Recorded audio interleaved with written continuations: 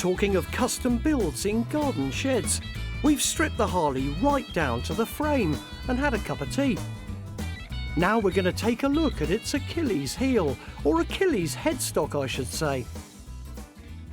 Now that looks as though it's been butchered quite severely. Talk to me, Samuel. It's been cut through here and a little piece welded in to bring the bottom forward. But what we can't see is whether someone's cut it all the way through or whether they've just sort of heated and bent the top piece. So basically what they've done, if I understand you right, is they have cut the headstock to rake it out, so to make it more like that. Yeah. And what they've done probably is they put a slug of metal in. Yeah, you can. And then welded that in. Yeah. Yeah, and then put a plate or something over on this so side. The plate over this side, someone's already taken the plate off the other side to have a look. Our plan is to swap this headstock for a new one. But first we want to check whether the frame has been damaged. Okay, so what? Lie it down, yeah? Yeah. All right. But this is the bit we're interested in, right? What we're looking at is whether it's been cut all the way around here initially. Oh, right, or it's just been prized open. First task, remove all the paint and assorted filler. It doesn't take long to realise that this headstock is more dog's dinner than dog's kahunas. Is that salvageable? Don't know yet. I mean, it looks awful.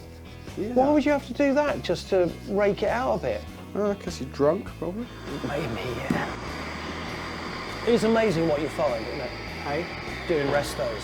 What people actually think is okay to actually do.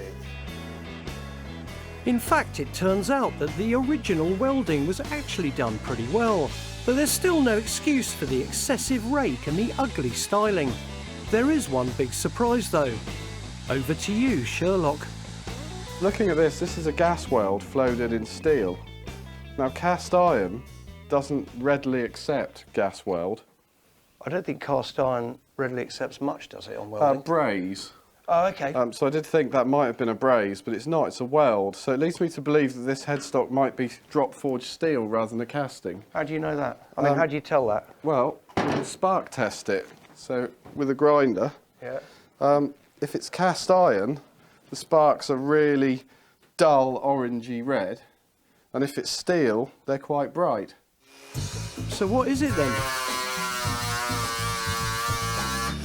Now tell me, that looks like steel to me. Yeah, it is.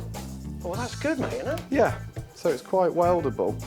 So it might just be repairable, but with a new one coming tomorrow, we'll probably bin it anyway.